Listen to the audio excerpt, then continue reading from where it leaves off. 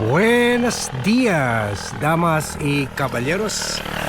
Balik tayo sa old recording mode na yung iba sinasabi ay nakakahilo. Pero gusto ko lang kasi ipakita yung magandang view dito sa lugar ko. Silikuran lang ng East Zamboanga Business and Events Place na hindi ako nagsasawa to see the century-old trees, itong swamp area, lalo na kung during the rainy season, ang ganda-ganda nito. So I really love to walk here, to bike here. Kaya lang hindi ko pa nadala yung bike ko sa Manila papunta rito. So today we are going to ang gusto ko dito, wala pa gaano bahay. Kaya wala pa gaano music na pwede tayo makopyright. So hayaan muna natin si AI na ikutin ito yung camera niya. Ikutin yung si AI ang gumagawa niyan. Pwede naman tayo mag manual editing, pero sayang, maraming trabaho yan. Maraming trabaho, kaya hayaan na natin si AI gawin yan. So yan, napanood ko itong interview ni NBI Chief Melvin Matibag at yung mga reporters. Hiningi nila yung reaction ni Melvin dito sa sinasabi ni Alan Peter Cayetano ay dapat daw mag-resign na si Melvin Matibag dahil yung mga tao niya ang nanggulo dyan sa Senado. Kumbaga sabi niya, siyempre may principle of command responsibility yan. Kaya dapat mag-resign na nga itong si Melvin Matibag, kasi dahil sa nagdala siya ng tao dyan, although isa lang man yun, pinabantay lang niya doon sa corridor connecting the Senate and the GSIS, na may-ari naman talaga niyang building. Nagrerenta lang yung Senado dyan. So sabi niya dapat daw because nagkaroon ng putukan, nagkagulo dahil doon sa iisang ahente. Meron pa iba, marami pa yung iba, pero yung iba malayo naman, nandun sa main building mismo ng GSIS. Kung baga hindi naman sila pumasok dyan sa loob ng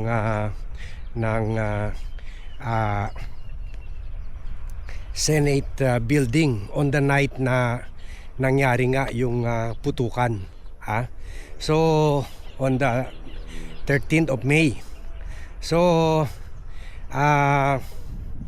sabi ni Alan, dapat mag-resign ka for command dahil ikaw ang boss ng mga NBI, ng mga agents.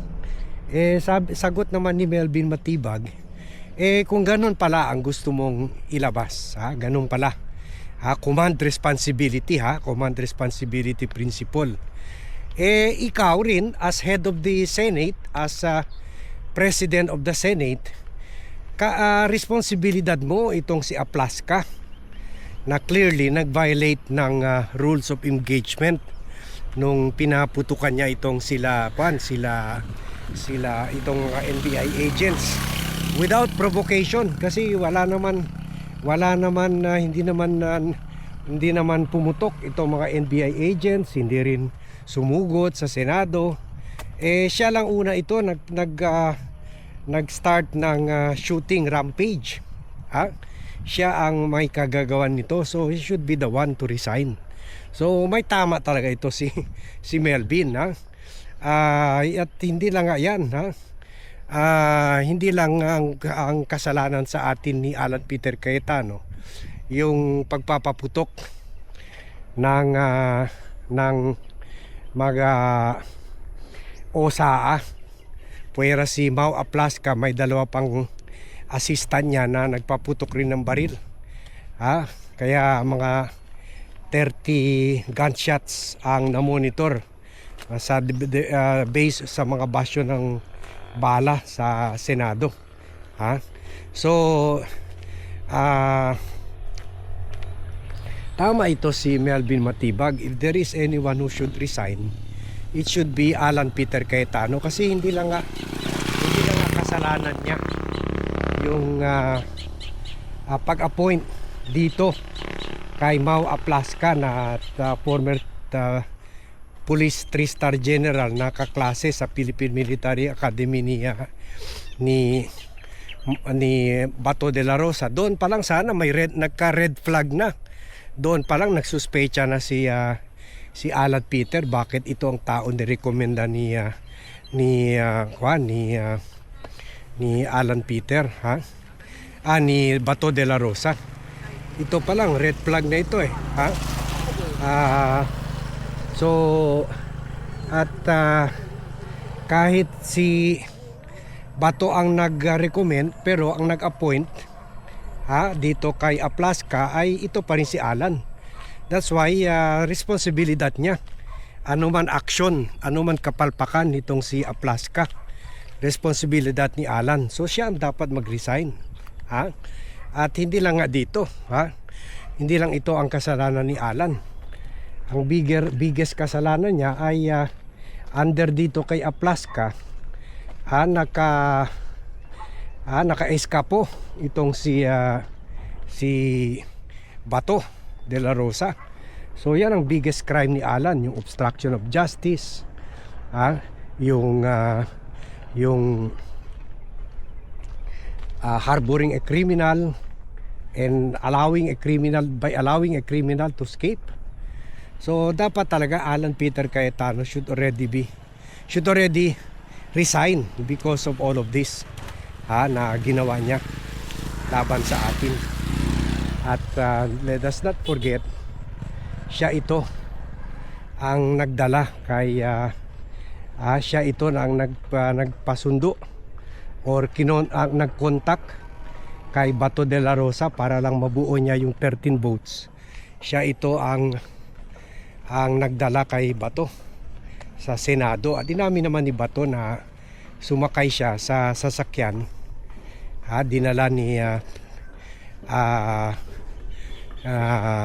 or binigay sa kanya or inistrakan siya na sumakay ni Alan Peter Cayetano. So tama itong si Melvin Matibag. At i-share nyo itong vlog, i-like nyo itong vlog.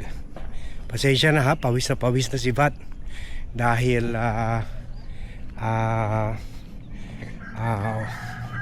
may almost 2 hours na rin tayo naglalakad. At pasensya na I have to do this just in case yung mga bago pa lang. I have to do this noon pa man. Ito yung tinatawag natin walk the talk session, dahil alam nyo naman busy na negosyante si Vad, and which is why andito tayo sa Zamboanga. So I barely have time for vlogging.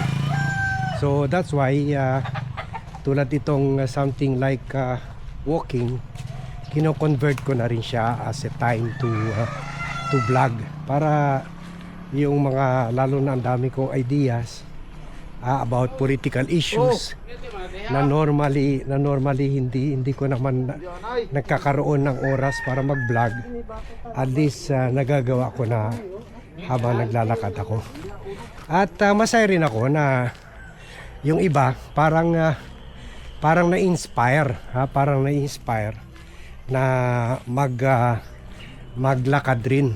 Yung iba sinasabi, Bad, nag-treadmill ako habang pinapanood ka, or Bad, naglalakad na rin ako, Bad, habang pinapakinggan ka sa earphone. So it's maybe it's about time maging kwan tayo, galaw-galaw naman.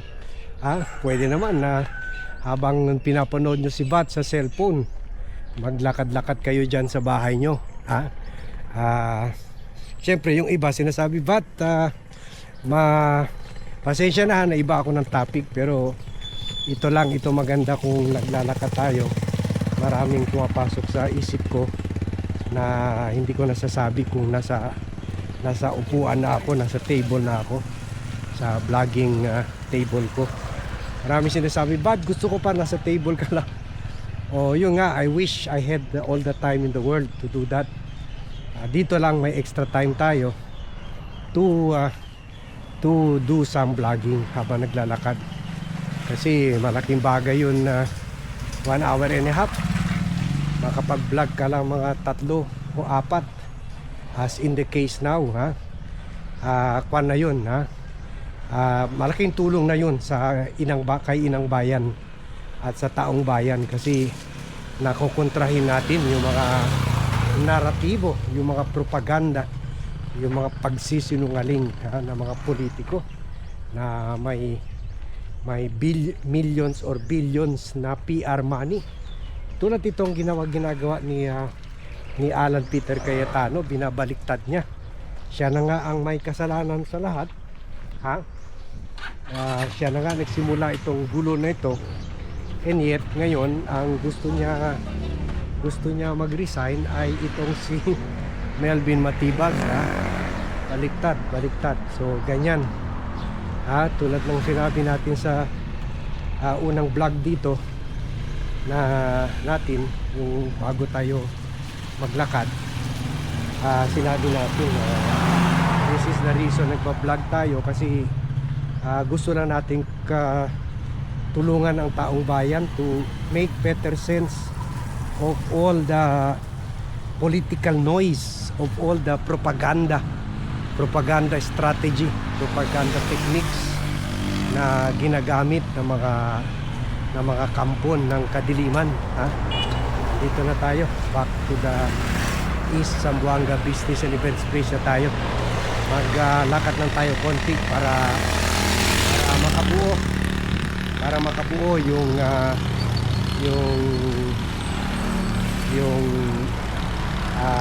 6 to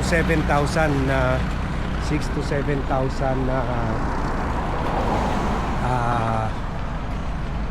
walks na tinatarget natin, 6 to 8. So sa almost 8,000 na tayo. So lakad lang tayo ng konti para maging 8,000 steps na tayo. So yeah.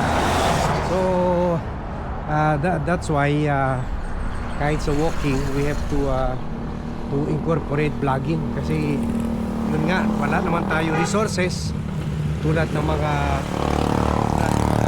senators, tulad ng mga DDS, tulad ni Vice President Sara Duterte. Pero pwede tayo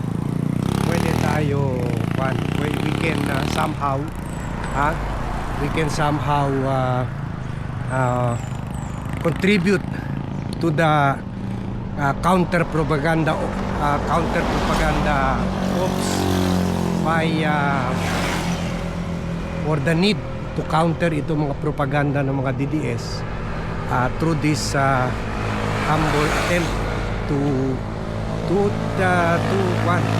issues into perspective. Okay, so dito na tayo, konting steps na lang, yun, nag-open pa lang.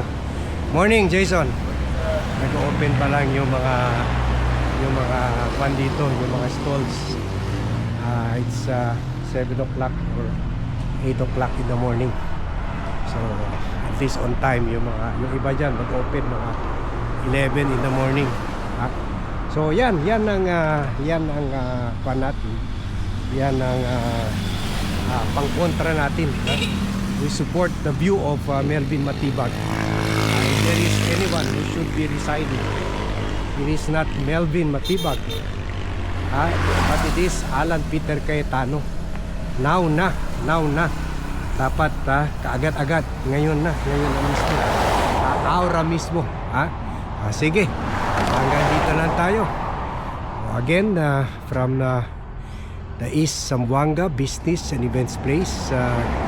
Thank you very much everyone for watching. Thank you very much for joining me in this vlog. Good morning to all and see you in my next